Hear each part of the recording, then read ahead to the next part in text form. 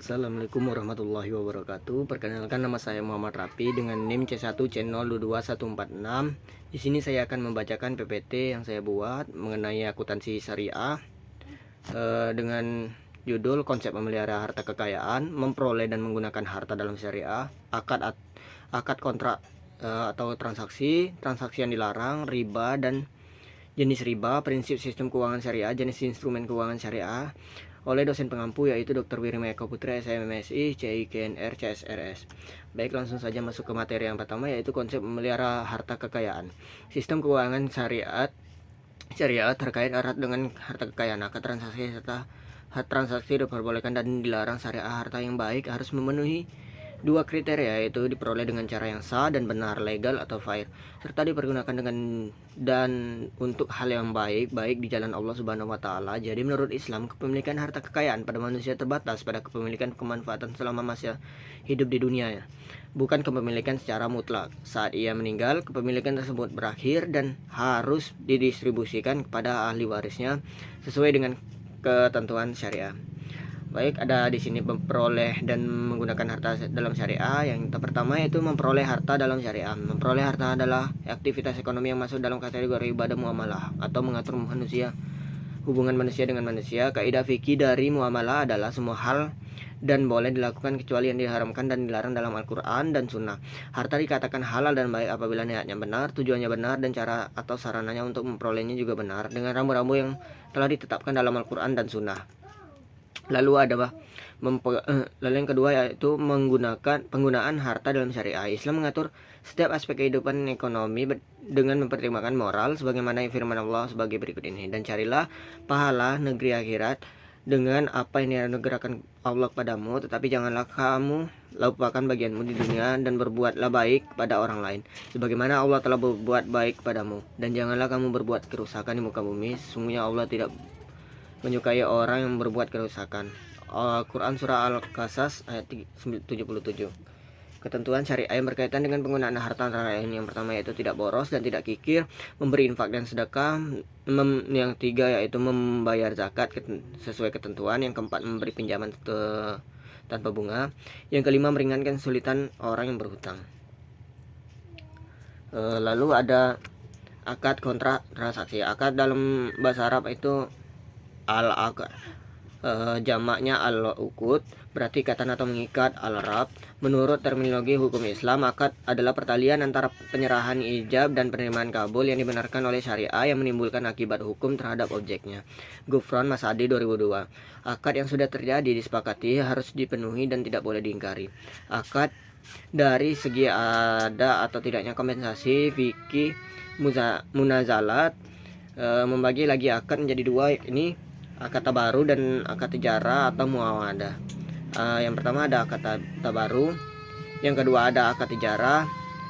Rukun dan syarat sahnya suatu akad ada tiga, yaitu yang pertama yaitu pelaku, yang kedua objek akad, yang ketiga itu ada ijab kabul atau serah terima. Lalu ada riba dan jenis riba. Riba yang berasal dari bahasa Arab berarti al-ziyadah, berkembang anu dan membesarkan al-u. Imam Syarazi mendefinisikan riba sebagai tambahan yang diisyaratkan dalam transaksi bisnis tanpa adanya pendanaan iwad yang dibenarkan syariah, dan penambahan tersebut, setiap penambahan yang diambil tanpa adanya suatu penyimpangan atau pengganti atau iwad yang dibenarkan syariah adalah riba.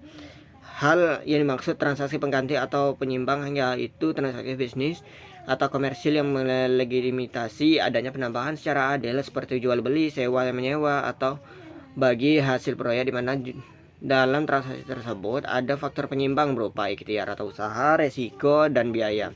Tanio 1999. Lalu jenis riba ada dua, yaitu riba dayan dan riba fadal. Riba dayan adalah riba yang muncul karena utang piutang dan dapat terjadi dalam segala jenis transaksi kredit ataupun utang piutang di satu pihak harus membayar besar dari pokok pinjamannya. Lalu yang kedua ada riba fadal, adalah riba yang muncul karena transaksi pertukaran atau barter. Riba jenis ini dapat terjadi apabila terdapat kelebihan atau penambahan pada salah satu dari barang ribawi atau barang sejenis yang dipertukarkan, baik pertukaran yang dilakukan dari tangan ke tangan, tunai maupun kredit. Baik, di sini ada sistem keuangan prinsip sistem keuangan syariah. Sistem keuangan syariah merupakan sistem keuangan yang menjembatani antara pihak yang membutuhkan dana dan pihak yang kelebihan dana melalui produk dan jasa keuangan merupakan dasar prinsip syariah.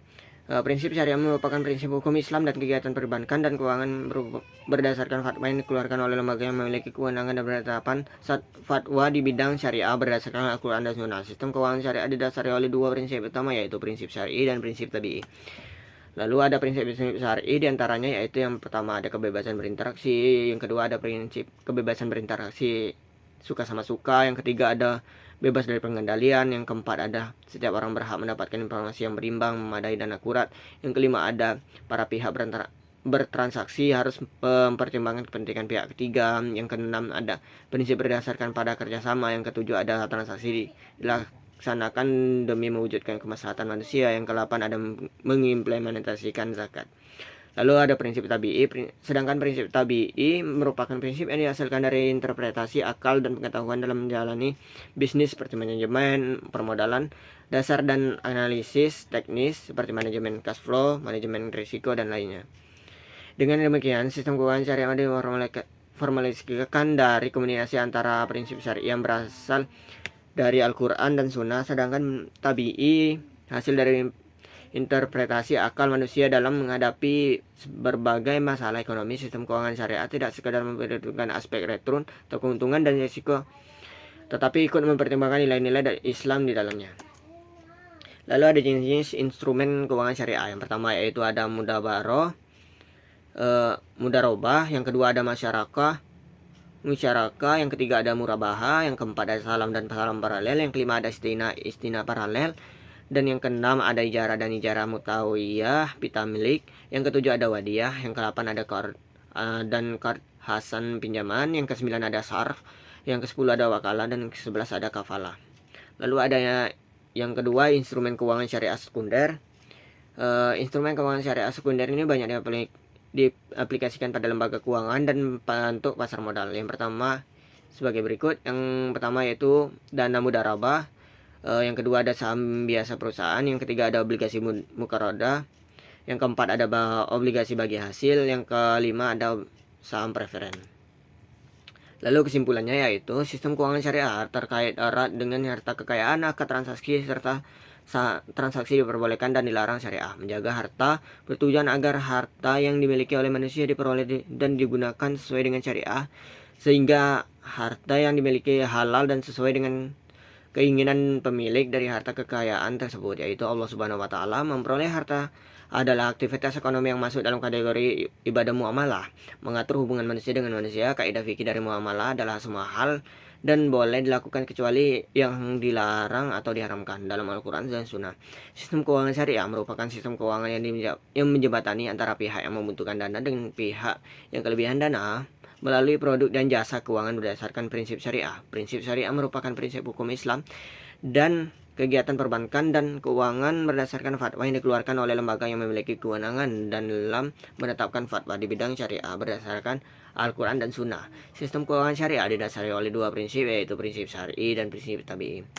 Baik, itulah materi singkat mengenai PPT yang saya buat. Kurang lebihnya saya mohon maaf apabila ada salah kata. Wabillahi taufiq wal hidayah. Wassalamualaikum warahmatullahi wabarakatuh.